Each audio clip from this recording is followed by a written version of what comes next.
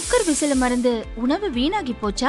இனி அந்த கவலையே வேண்டாம். வழங்குகிறோம் உலகின் முதல் விசில் கவுண்டர் குக்கர், புதிய அல்ட்ரா குரோனோ. அல்ட்ரா என்றால் ஆரோக்கியம். ஆயில் புல்லிங் அது எப்படி பண்ணுறது? காலை எழுந்ததும் எதுவும் சாப்பிடாமல் இதயம் வளத்தை வாயில ஊத்தி நல்லா கொப்பளிக்கணும். அப்புறம் அதை துப்பிடணும். இதுதான் ஆயில் புல்லிங்.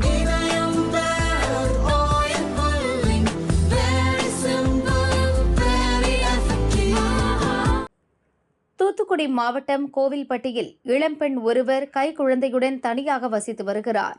சனிக்கிழமை நள்ளிரவு அதே பகுதியைச் சேர்ந்த 2 இளைஞர்கள் போதையில் அந்த பெண்ணின் வீட்டுக்குள் புகுந்துள்ளனர்.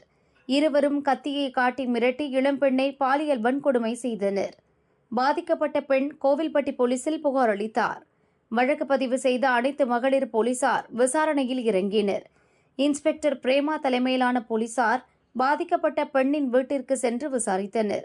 கைரேகை நிபுணர்கள் மோப்பனாய் வரவழைக்கப்பட்டு தடயங்கள் சேகரிக்கப்பட்டன.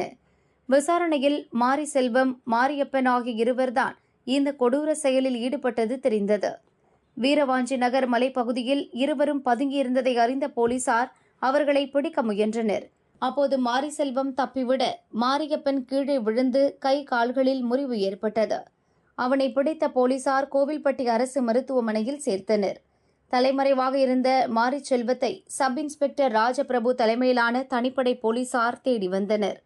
தூத்துக்குடி அருகே உள்ள புதுக்கோட்டை குளக்கரை பகுதியில் பதுங்கியிருந்த மாரி செல்வத்தை சுற்றி வளைத்தனர். அப்போது மாரி செல்வம் தான் மறைத்து வைத்திருந்த ஆயுதத்தால் sub inspector Rajaprabhu, constable Ponram ஆகியோரை தாக்கிவிட்டு தப்பியோட முயன்றுள்ளார்.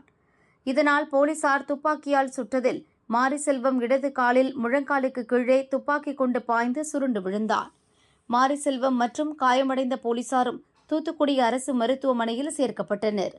பாலியல் பலாத்காரத்தில் ஈடுபட்ட வாலிபரை போலீசார் துப்பாக்கியால் சுட்டுப்பிடித்த சம்பவம் தூத்துக்குடியில் பெரும் பரபரப்பை ஏற்படுத்தியுள்ளது.